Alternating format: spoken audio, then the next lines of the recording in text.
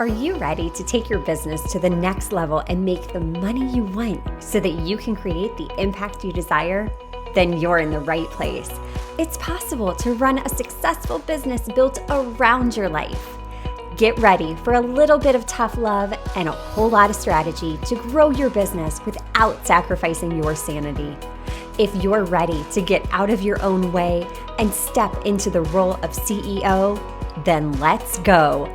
I'm Amy Traugh, and this is the Motivated CEO Podcast. Have you hit a sales plateau in your business? First of all, I want you to know you're not alone. It happens. This is what I work with clients every single day to overcome. And overcoming this challenge isn't really as complicated as you're making it out to be. You need two things. That's right, just two, to break through your sales plateau. Number one, clarity as to who. Who are you solving this problem for? And then consistency as to what. And this is where the data really comes into play. So let's dive in and unpack this even more. Let's start with the clarity piece. Clarity as to who. As much as it feels counterintuitive, your product, your service, whatever you're selling, it is not going to be for everyone. I want you to really go back to that ideal client avatar. I see you rolling your eyes. I get it. I've done it. But this is the missing piece. This is what allows you to create content that converts. Because now you're speaking to one person who has one problem on one platform. It's so simple that it's complicated. Gary Keller does an amazing job breaking this all down in his book, The One Thing. What we're trying to do as entrepreneurs is we're trying to be for everyone, right? We try and do this because of the primal need for acceptance. We want to be accepted by the tribe. We want to feel busy because being busy makes us feel important. So what happens is we do all of the things all of the time and we don't do any of the things well. We end up confusing potential clients in our messaging because we're speaking to everyone. And when you're speaking to everyone, you speak to no one. You want to be known for one thing, just one thing before you go wide. It goes back to my career in the medical field. I was a specialist in one thing. I worked outpatient orthopedics. I knew outpatient ortho. I knew knees, hips, shoulders, bones, muscles, like all that stuff. Had a neurological condition, I was not a specialist in that. Could I fart my way through it? Sure. But was I the best person, best equipped to serve that patient? No. I knew my zone of genius. I knew what I was good at, and I stayed within it. So really having that clarity as to who is my product or service for? And breaking down, once you know who it's for, okay, where are they? How can I position myself in front of them? Because the key is not being everywhere. You want to position yourself in front of the right people on the right platforms. Talk to their problems in a way that makes them pay attention. The online space is noisy. The things and tactics that were once working no longer work.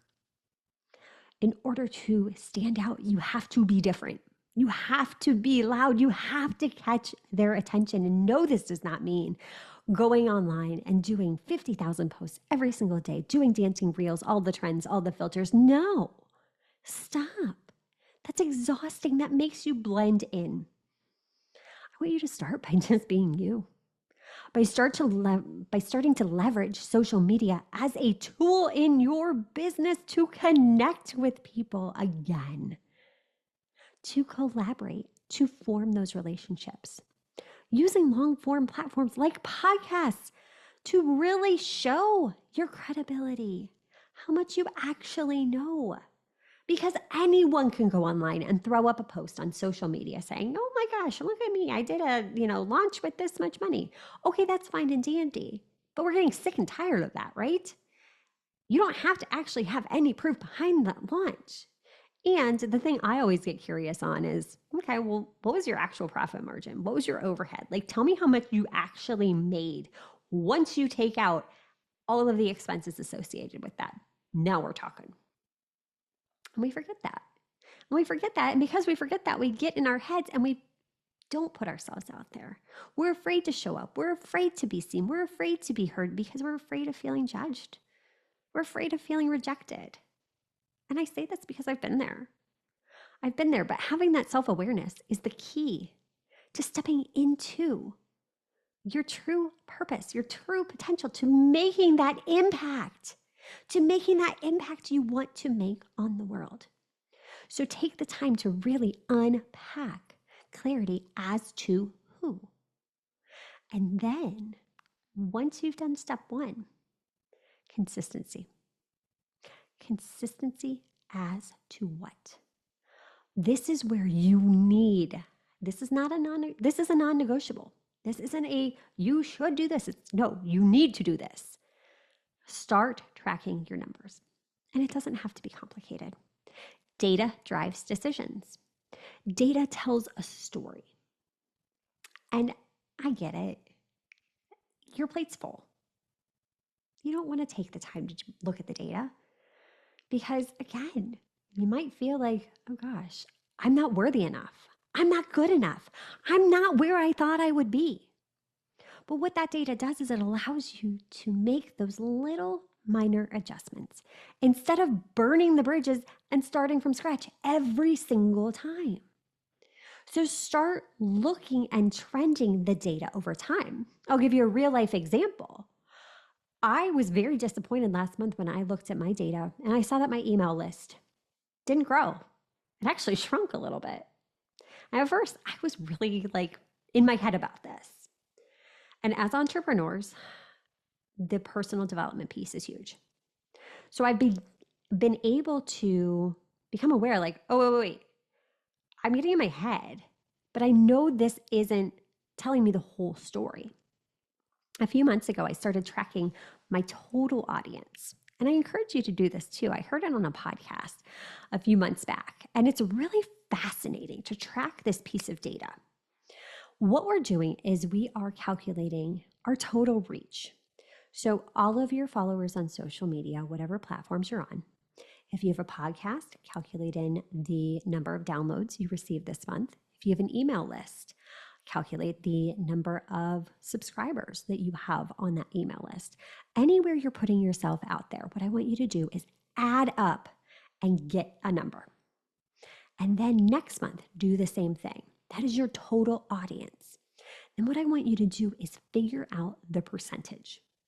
Figure out the percentage of growth. So when I did this, even though my email list decreased slightly, it was only 3 less followers, not a big deal. But again, it was that triggering thought that, wait a minute, I'm moving the wrong direction. But having the self-awareness to realize, okay, no big deal. Those aren't my people, and that's okay. I unsubscribe from stuff all the time because I am an inbox zero type of person. I don't like getting a ton of stuff. So if it's not relevant to me, if I'm not going to be buying something from that person, I unsubscribe. Not a big deal. But we have that awareness to realize when we're starting to go down those rabbit holes versus sit there in it, right? So what I did is I looked at this total number. My total audience grew by 7% last month. That is massive in terms of growth. 7%. But if I had sat there and dwelled about those 3 subscribers that opted out, I really would have set myself back. So it's really using that data to tell a story, to show us what's working, what's not. So the beautiful thing about technology, it makes it easy for us to track this. Every single platform you're using has analytics. So if you're new to the world of data and you're like, you know what, I am not a spreadsheet person, it's okay. I get it. Start simple. Start tracking, where are people finding you? How are you attracting your clients? How are you attracting your buyers? What's actually selling? And what this does over time, it tells you a story of what's working and what's not working. And then, do you know what you do?